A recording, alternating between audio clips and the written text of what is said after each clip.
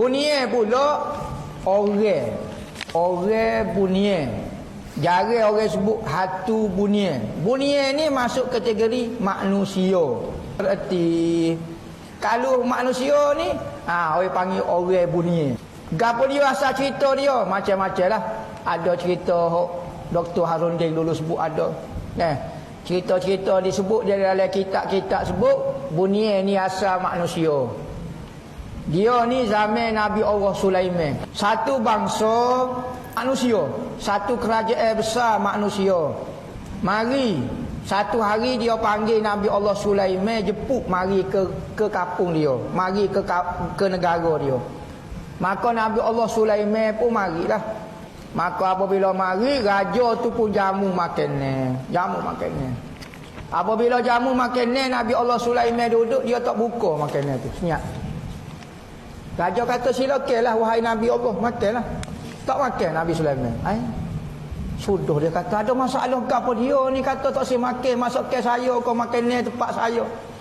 Katanya Nabi Sulaiman kata hidangan ni anjing. Anjing. Dok wahai Nabi Allah. Dia mau buka. Raja tu buka anjing sungguh. Allah, dia kata ada orang kena ke dia. Ada orang sabotah dia, malu ke dia di depan Nabi.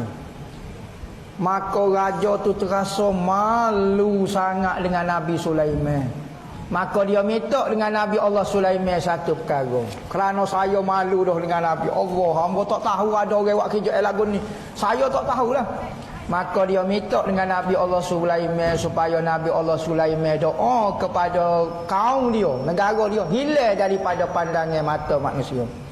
Kerana terlalu malu, minta doa dengan Nabi Allah Sulaiman supaya dia ni hilang daripada pandangan mata manusia. Maka Nabi Sulaiman pun doa, hilang dia. Manusia? Ya, manusia. Rupa dia serupa dengan rupa kita. Tinggi dia, roma dia serupa berlaku. Dan dia ni manusia. Lepas tu apa dia tak nampak? Ni cerita. Antara cerita dia kerana dia didoa oleh Nabi Allah Sulaiman. Lepas tu apa umur dia panjang? Kerana dia ni bangsa yang rajin buat ibadat, rajin buat taat. Bapa mereka colek manusia ke alam tu gini. Antara bangsa makhluk Tuhan paling mulia adalah manusia. Semua orang nak kepada manusia, jin nak kepada manusia. Bangsa lain semua nampak hebat manusia ni. Kita yang nampak cahaya ni. Kok kita nampak cahaya je.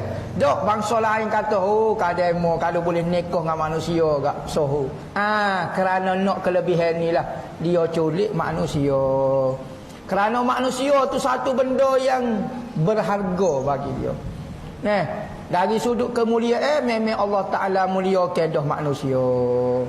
Maka kerana ni kalau nikah sama-sama bunyi tak soho, nikah dengan manusia gak soho dapat dia.